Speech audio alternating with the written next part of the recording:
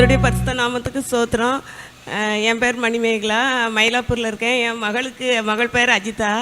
அவளுக்கு போன வருஷம் அவள் அங்கே மும்பைக்கு போயிட்டு வரும்போது சடனாக அவளுக்கு ஒரு ஜுரம் வந்தது. அப்புறம் அது ஜுரம் என்னன்னு தெரியாது, எப்போ வருதுன்னே தெரியாது. திடீர்னு தான் வரும், ஒரு மாதிரி ஒரு ஃபீவர், ஒரு குளிர் வரும். அப்புறம் அது ஒன்றுமே தெரிய முடியாது, தலை ரொம்ப பெயினாக இருக்கும். ஹாஸ்பிட்டலில் அட்மிட் பண்ணி ஒரு 2-3 வாட்டி அப்படி அட்மிட் பண்ணியிருக்கும் போதும் எல்லா டெஸ்ட்டும் எடுத்தால் கூட ஏதோ இன்ஃபெக்ஷன் மட்டும் சொல்கிறாங்க. ஆனால் அவங்களால ஃபுல்லாக அது என்னன்னு தெரியல அப்படிங்கிறத மட்டும் சொல்லி அந்த நேரம் ஒரு ட்ரிப்ஸ் போட்டு இது தான் அனுப்பி விட்ருவாங்க. இப்படியே தான் ஒரு 4-5 வாட்டி வந்துட்டு இருந்தது. அப்போ தான் ஒரு வாட்டி எங்கள் ஓஎம்ஆரில் அப்போ பிரதர் இருக்கும்போது அங்கே போயிருந்தோம். அப்போ பிரதர் தான் ப்ரேயர் பண்ணாங்க.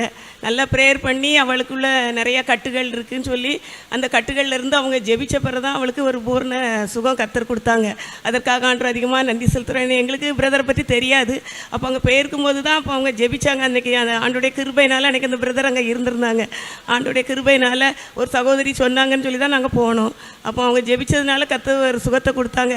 அப்போது இனி தேடியும் காணாது இருப்பான்னு சொல்லி அவங்க ஜெபிச்சது பிரகாரம் கர்த்தர் அவளுக்கு கிருபையாக எப்படி வந்துச்சுன்னு தெரியாதவண்ணோ எவ்வளோ ஸ்கேன் பண்ணோம், பெட் ஸ்கேன்லாம் எடுக்க சொன்னாங்க, எல்லாம் எடுத்து பார்த்தோம். ஆனால் ஆண்டுடைய கிருபையினால் எல்லா டெஸ்ட்டும் கர்த்தர் கிருபையாக நார்மலாக ஆக்கி கொடுத்தாங்க. அதற்காக ஒன்று அதிகமாக நன்றி செலுத்துகிறோம். அந்த 1 வருஷம் ஆயிட்டு அதுக்கு பிறகு திருப்பி அந்த பலவீனம் அவளுக்கு வரல. கர்த்தர் கொடுத்த சுகத்துக்காக பலத்துக்காக ஒன்று அதிகமாக நன்றி செலுத்துகிறேன். பிரதருக்கு ஜெபிச்ச பிரதருக்கும் நன்றி செலுத்துகிறேன். ஆமென்.